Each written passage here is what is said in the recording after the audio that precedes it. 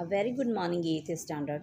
This is Andati, your social studies teacher, with block 3, lesson plan 4. The name of the block is Major Conflicts in Europe, and the lesson plan is Unification of Italy and Germany. I hope you have read this block very sincerely and carefully, as it is very important. It will also come in ninth or 10th standard. So, if the base is strong, you will work a little to understand it. Got it? So, if you have any doubt, please do write me in the comment section.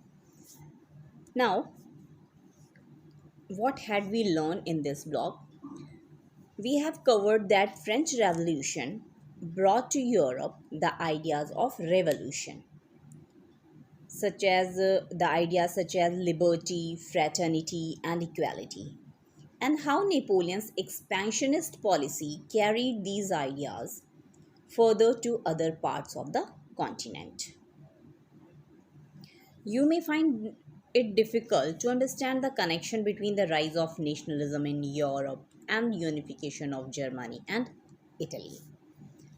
But we will read it and you can understand it. Now, first of all, this is the recap question.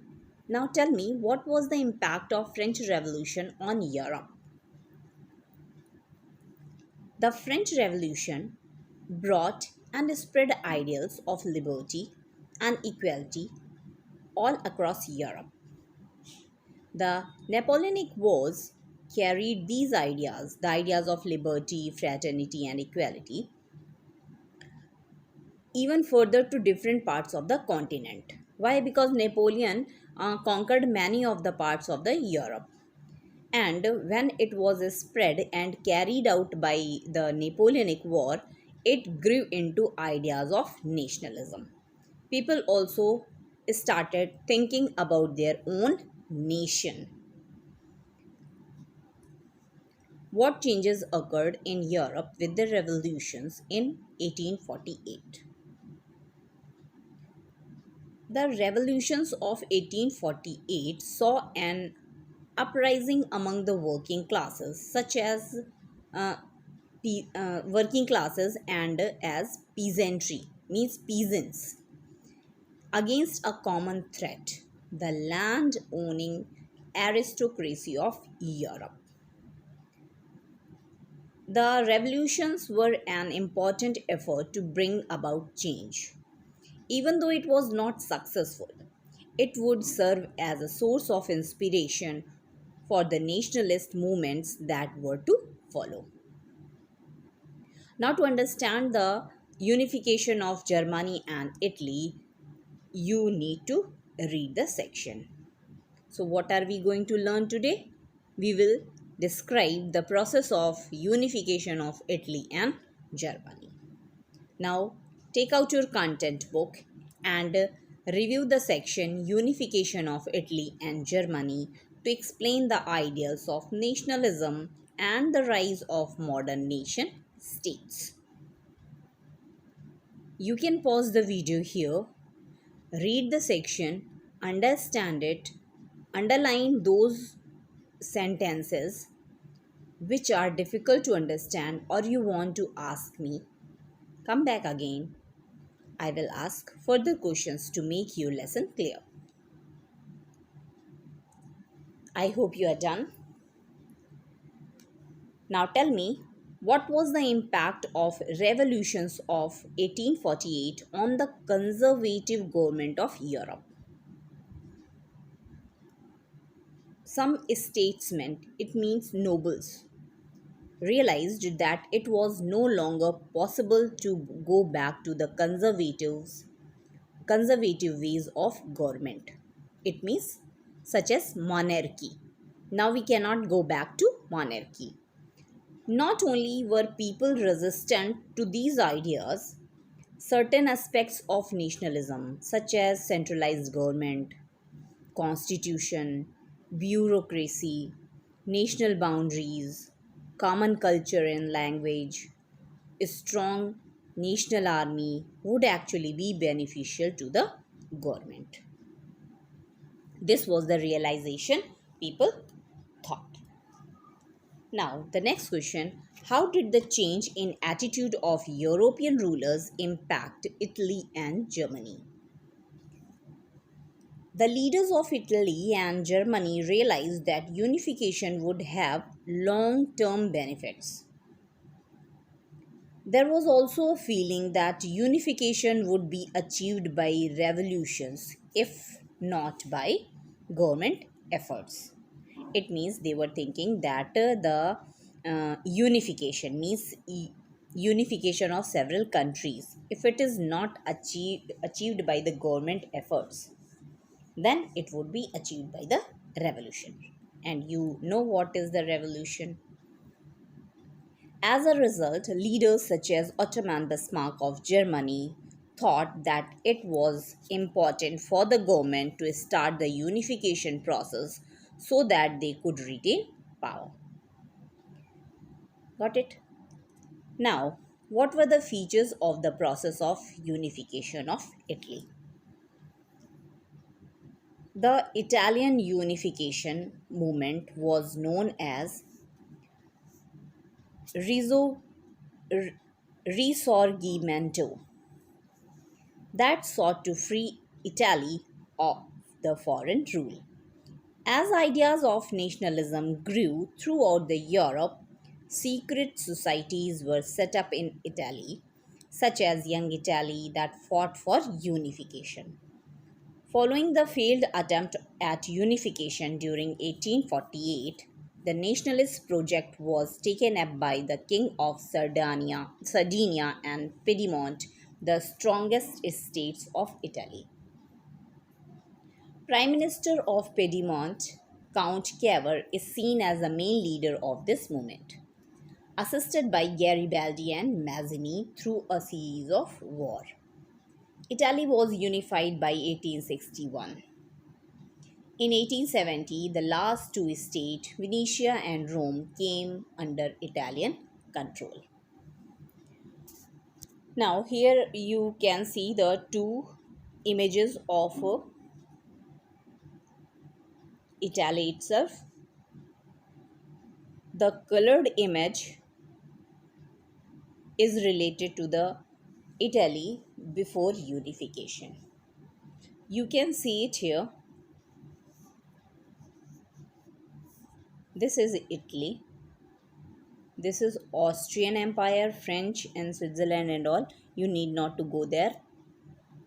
So in Italy, 7 states were there, and Italy was divided roughly into 3 parts. This, the north part, you can see in your screen. This is the north part, and this north was ruled by Habsburg Empire. Got it? This is the north one. This Naples, huh? Sorry, the south one. It is known as Kingdom of Two Sicilies, and this was ruled by Bourbon kings. It means Spain. Got it? Two islands. You can see here. Sorry. This one. This Sardinia is written. So here you can see one, but earlier it was divided into two. Two small islands were in west known as Sardinia Piedmont. And here the king was Victor Emmanuel II. Got it? This green one. Now here comes the central part. This papal states. This state, papal state, Tuscania. This center part was ruled by Pope. Got it? So different dynasties were there and they were ruling it here. Many of the people thought to unite Italy. In this, Mazzini, Giuseppe Mazzini, he was a leader and formed several secret societies such as Young Italy, Young Europe, but failed to unite it. Sardinia Piedmont was the real ruler of Italy. As I already told you, that the southern part was ruled by Spain. Okay. Now, Sardinia Piedmont was the real ruler of Italy. This one, and the most powerful among all. Now, Victor Emmanuel, here the king was Victor Emmanuel. He decided to unite Italy, and he chose Cavour to do so. Cavour had good relationship with France. With the help of France, he defeated Habsburg Empire and made it independent. Got it? Then one person was also there. His name was Giuseppe Garibaldi. He took help of local peasants and made South Italy free from Bourbon dynasty. At last, Pope also accepted the rule of Sardinia Piedmont. Got it? Now here you can see this is the current Italy. Got it? Now come to the next. How did the unification of Germany happen? Similar to the unification of Italy, German unification too was successful only when it was promoted by the heads of the state, King Wilhelm and the Chancellor of Prussia, Otto von Bismarck. A series of military campaigns against Austria brought the German states together under the rule of Wilhelm I. Okay, now see. This is the Germany before independence. You can see several states are there. So, in the same way, means as India was divided into several states earlier, and many of the kings, rulers, and emperors were there. In the same way, Germany was also divided into several parts. Got it? You can see Prussia here.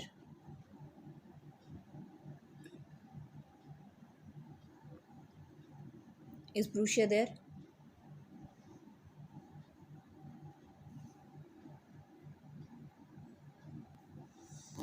You can see the blue part.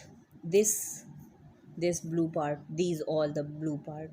This was the Prussia. Got it? Huh. So the king of Prussia. In your book, it would be written Kaiser William First, isn't it? So Kaiser is a king, such as in Russia, Tsar. Tsar is called as a king. Means they, such as in India, we called the ruler the king. In the same way, Tsar is called, then Kaiser is called in Germany. He decided to unite Germany, and he asked Bismarck to take the to take the responsibility of unification. And Ottoman Bismarck fought 3 battles in 7 years. With whom he fought? He fought the battles with Austria, Denmark, and France. Austria, Denmark, and France were the outsiders. It means they were the foreign countries, and they took few of the kingdoms to rule, means few of the parts to rule. And first of all, it was very much important to make these countries free from foreign rule to unify Germany. Then most of the kings surrendered in front of Ottoman Bismarck, and in this way Germany was united. I hope you understood. And this is the Germany, present Germany with its different states. Got it?